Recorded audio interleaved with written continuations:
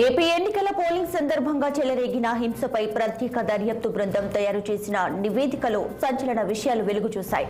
అల్లర్లపై పూర్తి స్థాయి దర్యాప్తు జరిపిన సిట్ అధికారులు 150 పేజీలతో కూడిన నివేదికను తయారు చేశారు. ఈసీ ఉన్నతాధికారులకు అందించిన ఈ నివేదికలో పలు సిఫార్సులు కూడా చేశారు. అయితే పోలింగ్ రోజు ఆ తర్వాతి రోజు చెలరేగిన ఘర్షణలో మరణాలకు దారితీసే స్థాయిలో 2 వర్గాలు రాళ్ల దాడికి పాల్పడినట్లు సిట్ పేర్కొంది. కర్రలు రాళ్లతో పరస్పరం దాడులు చేసుకున్నారని తెలిపింది. ఏపీ ఎన్నికల సందర్భంగా మొత్తం 33 హింసాత్మక ఘటనలు జరిగాయంటూ సిట్ తన దర్యాప్తు నివేదికలో పేర్కొంది.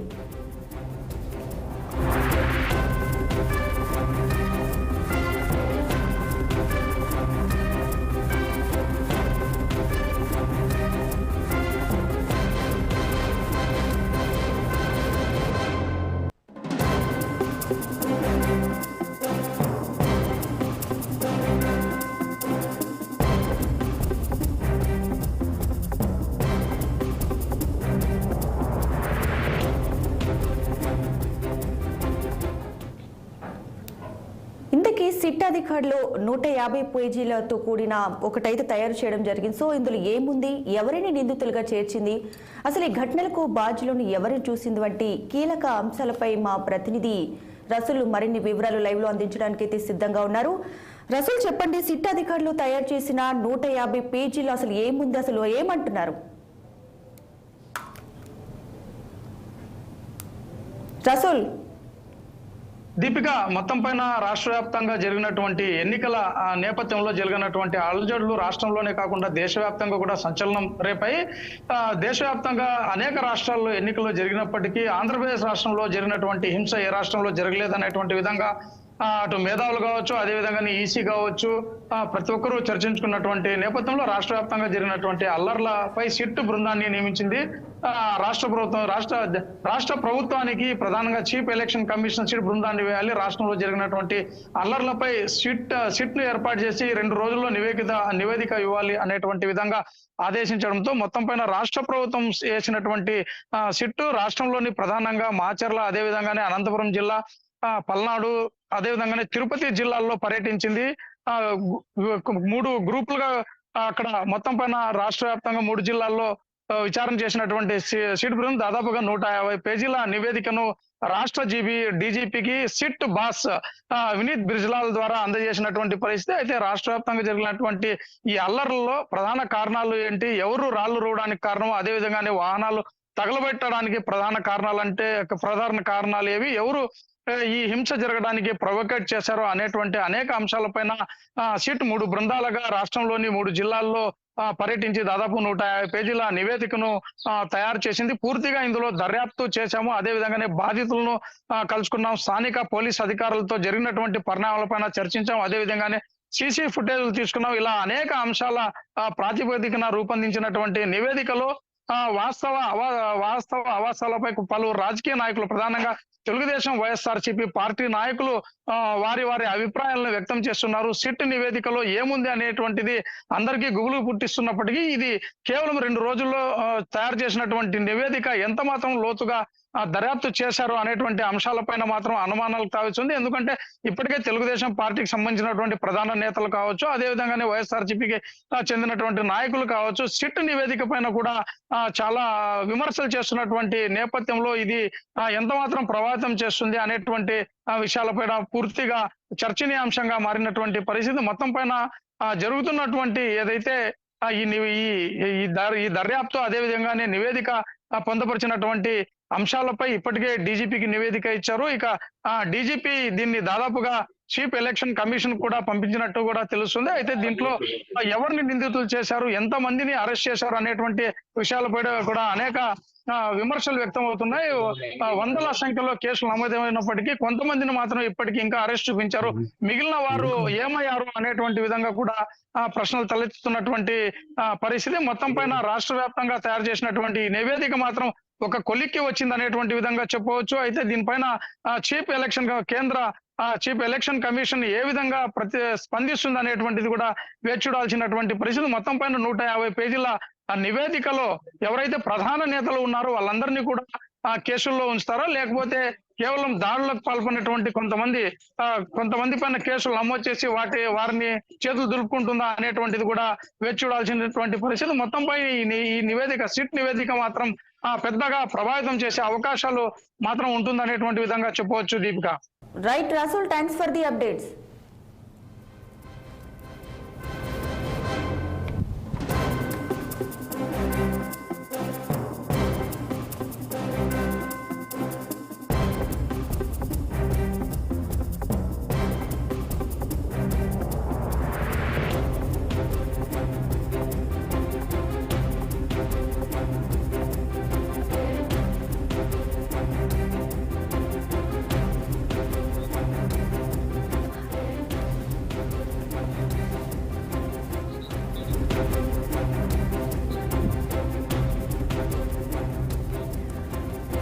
రైట్, ఇక ఏపీ వ్యాప్తంగా జరిగిన అల్లర్లపై సిట్ దూకుడు పెంచింది. సో మొత్తంగా చూసుకుంటే 33 హింసాత్మక ఘటనలు జరిగాయని కూడా చెప్పడం జరిగింది. అందులో భాగంగా 150 పేజీలతో కూడిన ఒక నివేదికను కూడా తయారు చేయడం జరిగింది.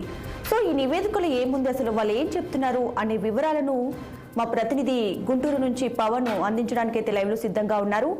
పవన్, చెప్పండి, మొత్తంగా అసలు సిట్ అధికారులు ఈ విచారణపై ఏమంటున్నారు?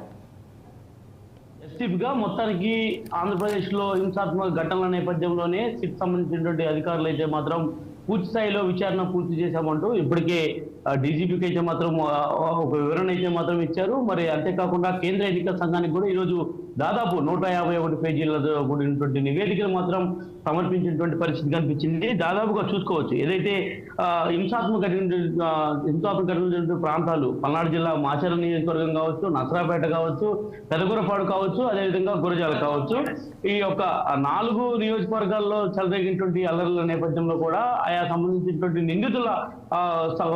నిందితులను పట్టుకోవడంలో కూడా ఇప్పటికే పోలీసులు అయితే మాత్రం పూర్తి స్థాయిలో కూడా విఫలమయ్యారంటూ కూడా సిట్ సంబంధించినటువంటి అధికారులు అయితే మాత్రం ఈ నివేదికలో ప్రధానంగా పేర్కొన్నటువంటి అంశంగా పరిగణించాలి. దాదాపుగా చూసుకోవచ్చు, 34 ఘటనలకు సంబంధించి దాదాపుగా ఏదైతే 124 మందిని మాత్రమే పోలీసులు అదుపులోకి తీసుకున్నారు. దాదాపు 1274 మందిపై కేసులు నమోదు చేసినప్పటికీ కానీ ఇప్పటి వరకు 124 మందిని పోలీసులు అదుపులోకి తీసుకోవడంపై కూడా సిట్ సంబంధించిన అధికార బృందం అయితే మాత్రం తీవ్ర స్థాయిలో ఈ విషయాన్ని పరిగణించింది. ఇప్పటికే ఎక్కడైతే రాష్ట్రంలో చోటు చేసుకున్నటువంటి అల్లర్ల నేపథ్యంలో కూడా సంబంధించిన నిందితుల విషయంలో పోలీసులు కొంత జాప్యం వ్యవహరించారని చెప్పి కూడా చెప్తా ఉన్నారు.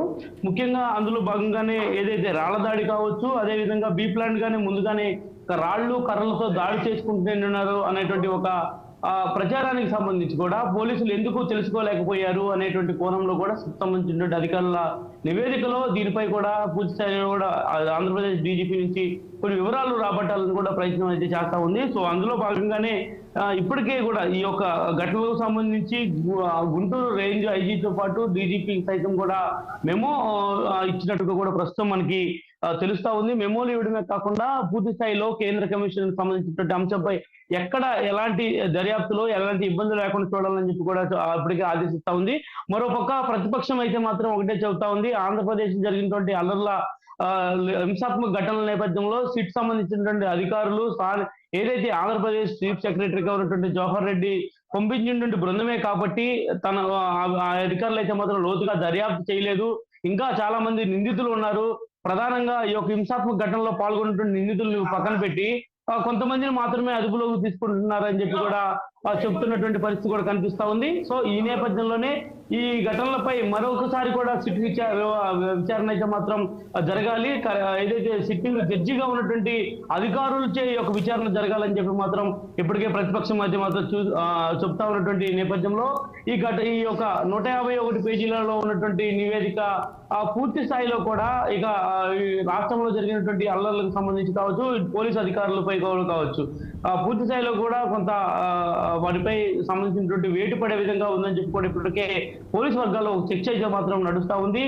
కేంద్ర ఎన్నికల సంఘం అయితే మాత్రం విషయాన్ని తీవ్రంగా పరిగణిస్తా ఉంది. ఎక్కడ అల్లర్లు జరిగినటువంటి ప్రాంతాల్లో కింది స్థాయి పోలీసులు స్థానికంగా ఉన్నటువంటి వారికి పార్టీలకు సంబంధించినటువంటి క్యాండిడేట్లకి సమాచారం ఇచ్చారు, అక్కడ అల్లర్లు జరుగుతాయి అనే ఒక ఉద్దేశంతో ఉన్నటువంటి నేపథ్యంలో పోలీసులు ఎందుకు అక్కడ సరైనటువంటి నిఘా ఏర్పాటు చేయలేకపోయారు అనే దానిపై కూడా పూర్తి స్థాయిలో ఒక వివరణ ఇవ్వాలని చెప్పి కూడా ఇప్పటికే ఆంధ్రప్రదేశ్ డీజీపీని కూడా ఆదేశించింది.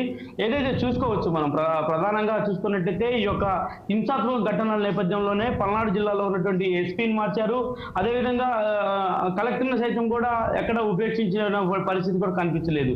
సో ఏదైనా కూడా ఈ ఘటనలో వెనుకున్నటువంటి అల్లర్లు చేసినటువంటి ఎవరిని కూడా వదిలిపెట్టేటువంటి ప్రసక్తి అయితే లేదు. ఖచ్చితంగా ఈ ఘటనలో హింసాత్మక ఘటనలలో పాల్గొన్నటువంటి ప్రతి ఒక్కరిని కూడా అదుపులోకి తీసుకుంటామని చెప్పి కూడా ఇప్పటికే పోలీసు డిపార్ట్మెంట్ అయితే మాత్రం చెప్తా ఉంది. కానీ దాదాపుగా 1170 మంది మీద కేసులు నమోదు చేస్తే 124 మందిని అదుపులోకి తీసుకోవడం పట్ల సిట్ అయితే మాత్రం తీవ్ర స్థాయిలో ఈ విషయాన్ని పరిగణించింది. దాదాపు జూన్ 4 నాటికి అంటే దాదాపు ఇంకొక 10 రోజులు మాత్రమే సమయం మిగిలి ఉన్నటువంటి నేపథ్యంలో ఈ 10 రోజుల్లో 1170 పూర్తి స్థాయిలో కూడా వారందరినీ కూడా అదుపులోకి తీసుకోవాలని చెప్పి కూడా సిట్ భావిస్తున్నటువంటి పరిస్థితి కూడా కనిపిస్తా ఉంది. ఏదేమైనా కూడా ఈ రోజు ఉదయం ఇచ్చినటువంటి 151 పేజీల నివేదిక ఆధారంగా అయితే మాత్రం పోలీసులు ఎప్పుడు ఏం జరుగుతుంది అనేది ఒక ఉత్కంఠలో ఉన్నట్టుగా కూడా ప్రస్తుతం మనం చెప్పుకోవాల్సినటువంటి అంశం. Deepika. Right Pawan, thank you.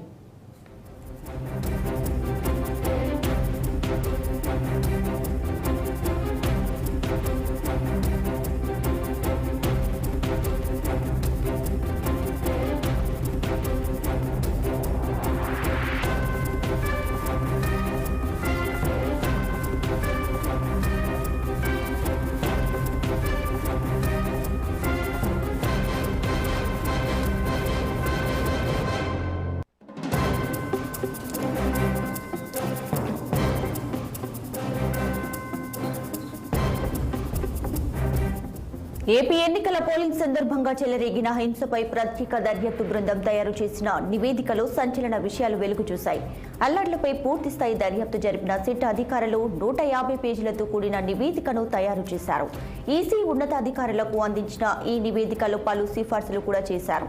Polling రోజు ఆ తర్వాతి రోజు చెలరేగిన ఘర్షణలో మరణాలకు దారితీసే స్థాయిలో 2 వర్గాలు రాళ్ల దాడికి పాల్పడినట్లు సిట్ పేర్కొంది.